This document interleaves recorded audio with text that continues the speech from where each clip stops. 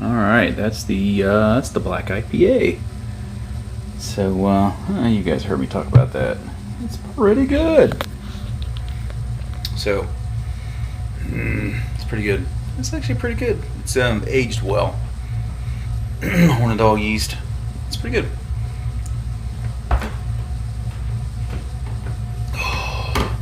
It's Tuesday night. Tomorrow is Homebrew Wednesday. Wednesday. Ow! All right. Enough of that shit. Yeah, look at that. What I got in the mail yesterday.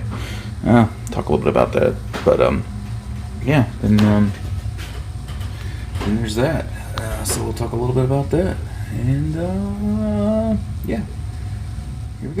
So this is the desk, radio desk. I got like a small little growler collection. My stir plate, just some random stuff, some bunch of sours that I got kind of sitting over here waiting. Brett Saison, and right there is Brett Saison. A bunch of sours. There's a Kentucky. Kentucky doesn't even start with. It's the Canadian Breakfast Stout. But most of these are all sours. But yeah, I'm gonna try to get that organizer in that area, like between those growlers, because I've just got way too much stuff just randomly in those drawers, like O-rings and spare stainless parts. So anyway, that's where that's gonna go. I need to get that done. But anyway, all right, let's go. All right, so I brewed Saturday.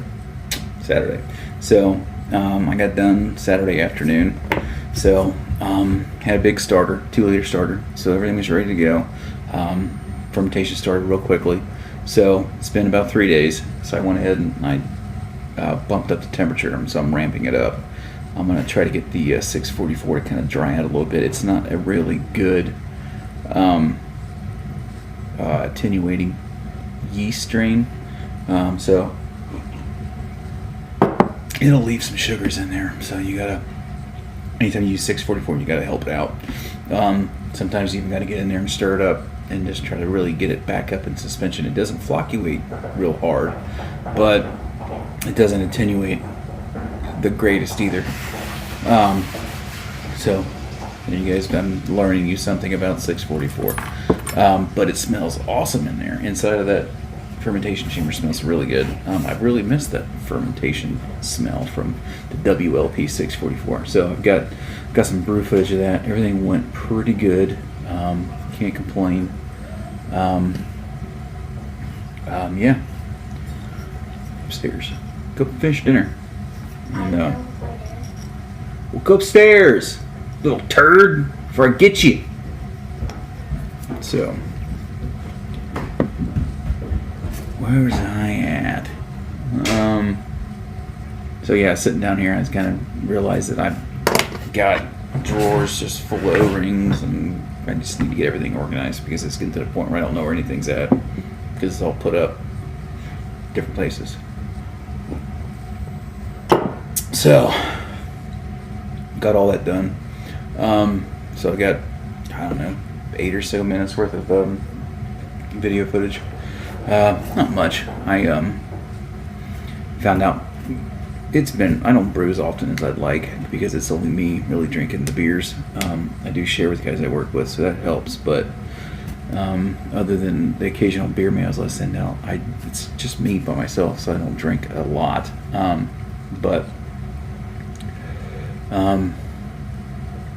So I don't get into routine. Says every time I brew, it's kind of like, well, I gotta remember to do this again or do that again. And this past Saturday, I totally forgot to put rice hulls in the mash, and the runoff was super slow because this system is pretty finicky about crush, and I didn't wet condition this time, and I think that's what did me in. So when you watch later on, you'll see during my ramblings, I did not wet condition the malt. I've been doing that pretty much every time for the past probably 4 or 5 brews, and not this time. So anyway, I went ahead and put some rice hulls in there, stirred everything up, and everything was running beautifully after that. So I basically hit my numbers. I actually came out about 5 points high.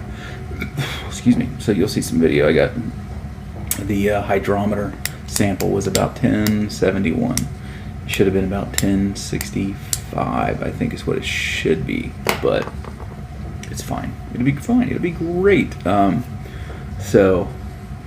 Yeah, and I was gonna try to brew. Was it Thursday or Friday? Friday, and I just felt absolutely horrible. I ended up getting the stomach bug that followed us down to Georgia and followed us back. So, and I got it late Wednesday morning. So I didn't get it too bad.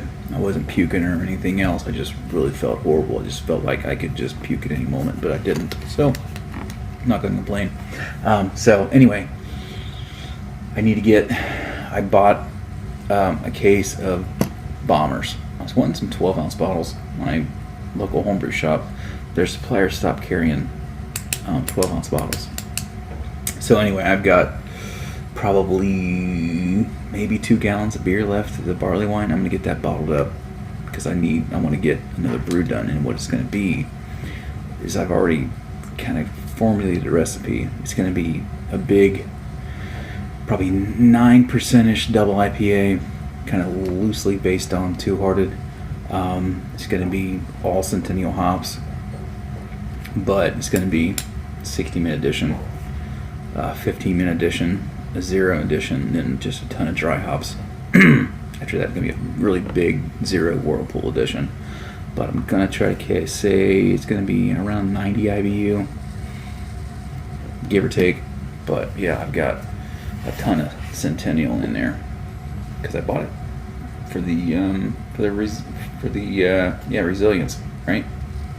I can't talk. So I've got some organization to do. Not that this place is a mess down here. I just need to do a better job because I've got this you're sitting on a roll around island with a cutting board on top of it. It's got, 4 drawers along the side. It's got one on top, and it's got 3 shelves. And this is pretty much full of stuff. So I need to do a better job of organizing what I have. So anyway, guys, yeah, hopefully next few weeks I can get another brew done, get that through, and have a full set of taps. Right now I've got 1 open tap, which I'll be taking care of that here next couple weeks. So I've got to go ahead and get another brew done. But anyway, that's it. I'm going to say cheers, peace, and I'll see you guys next week. All right, cheers, see you, peace. All right, finally I'm brewing the Resilience IPA today, and I finally got everything up and going. I had kind of a stuck runoff there in the mash tun. That thing is it's pretty picky with the crush. So what I didn't do today is what I typically do is put in a pound of rice hulls and everything. I didn't do that today, and runoff was extremely slow. My temperature wasn't coming up in the pot, so I got to looking at it, and I stirred it, and it started coming around, so I went ahead and threw a pound of rice hulls, but it's pretty finicky. I don't know why, but it's the same crush that I used on my other mill. I haven't had any issue with it as of yet with any other brews, but I've been using, like I said, the pound of rice hulls. So anyway, so I've got all that in there, so it's in, and it's running like it should. It's wide open right now. We're sitting at 150 degrees, so it's right where I need to be. See, it's starting to clear up a little bit inside glass, but it's not quite as clear as it's going to be. It's only going to run for a few minutes. I checked my pH. My pH was a little bit on the high side, so I've corrected that. I'll catch that in a few minutes and check it again. But besides that, yeah, I'm cruising for a brew day. Alright, 148, right where I want it. So I've got about 20 minutes and 30 seconds left in the mash. I'm probably going to go ahead and kick it up to mash out temp here pretty soon, but after all the fussing, there is my recirculation, so it's going pretty good. Yeah, Oh yeah. Yeah. Pretty exciting stuff, right? So, and then you see sight glass. Everything's working pretty well right now. Yeah. So that's what you do. That's what happens when you vary from your routine. It catches you, and you do things you don't normally do, and then you get out of routine, and things happen, and you got to play catch up or catch up, however you say. But I'm gonna do a little experiment right now. I'm gonna go ahead and turn my exhaust fan on so you guys can kind of get a gauge of the difference in how loud it actually is compared to not on to on. So here we go.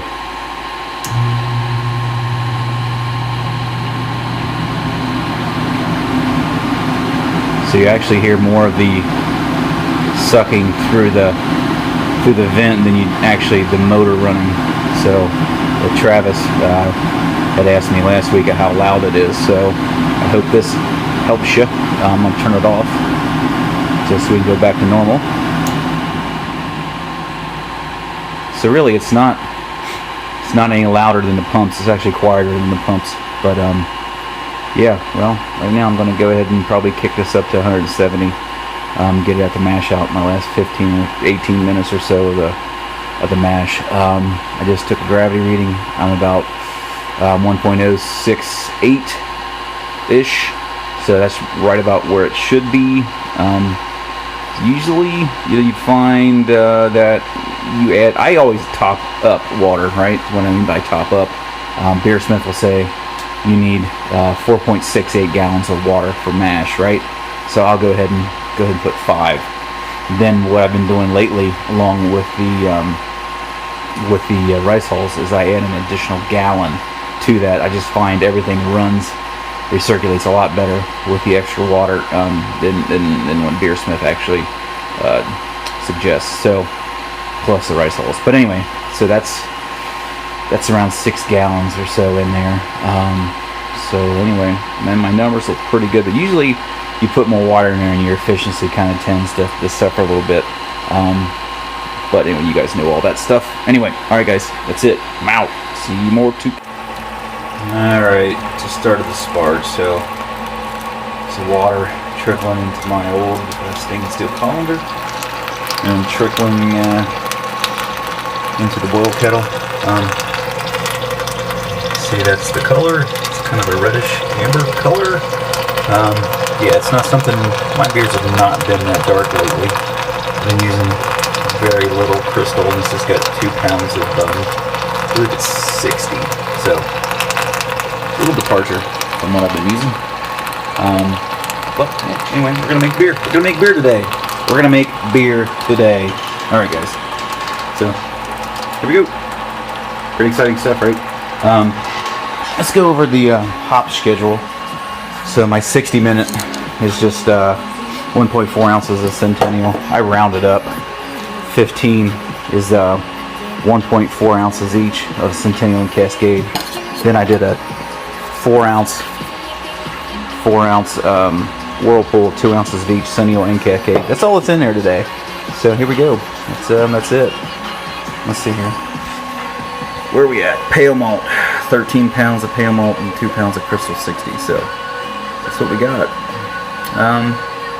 It's pretty similar. I rounded my amounts to whole numbers. It didn't really affect my SRM and gravity that much. I just made it easier for me so I don't have to do math. Alright, because math is hard.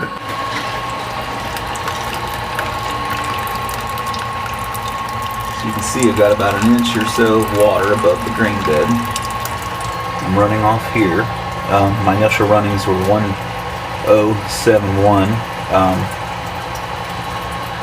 My suggested pre-boil is quite a bit lower than that, but right now it looks like I've got a pretty good efficiency. So once I get the volume, should see I've got a couple. Let's see here.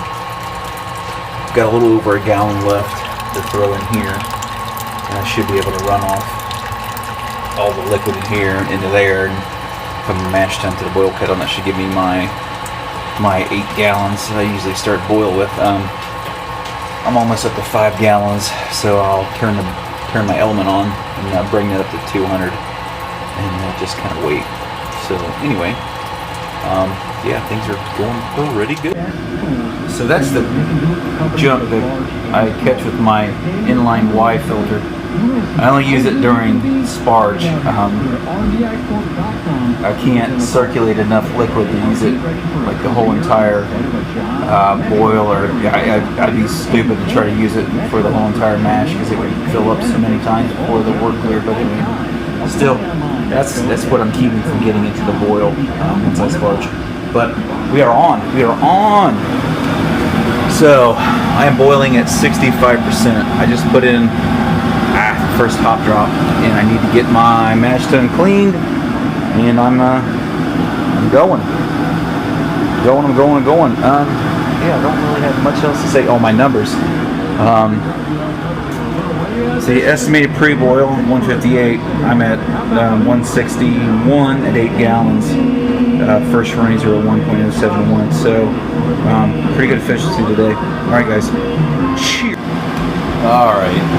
Got my whirlpool set at 165, which I can really bump that up to 170. So ambient temperature in that particular area where the mash tun is, because I don't got it set to 0. So it's just picking up what the metal is right now in the mash tun. So I got 170 degree mash. That hot liquor tun, that 76, is just where the probe is. It's not really temperature inside. But then we've got just under 24.4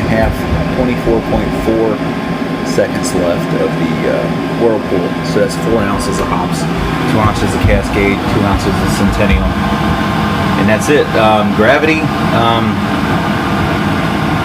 I gotta check that. I'm getting some concern. I think I'm overshot my gravity, but let me check that again, and I'll get right. Ah, crap! Just had it. It's 1075. Can't get it to work. But see, Beersmith says 1065. So yeah, I'm up above that. So it's probably going to be close to double IPA range, but that's fine. Not a yeah, that gravity reading is just a hydrometer reading. I've got a sample in the refrigerator cooling down, so I can do the hydrometer. So the other one was refractometer. So the official will be the hydrometer. So that's where I'm at. Looks to be a big one. That's what she said. But anyway, all right, guys. Next thing's gonna be once this whirlpool's done. I got 20 minutes left.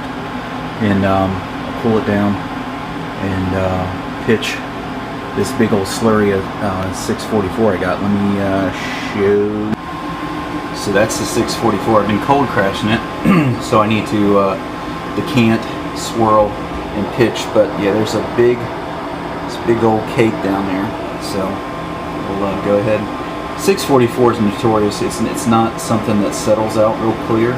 So yeah, I'll decant most of that and pitch that. So anyway, that's it, guys. I'll probably give you an update once I get the hydrometer readings done, and we'll go from there.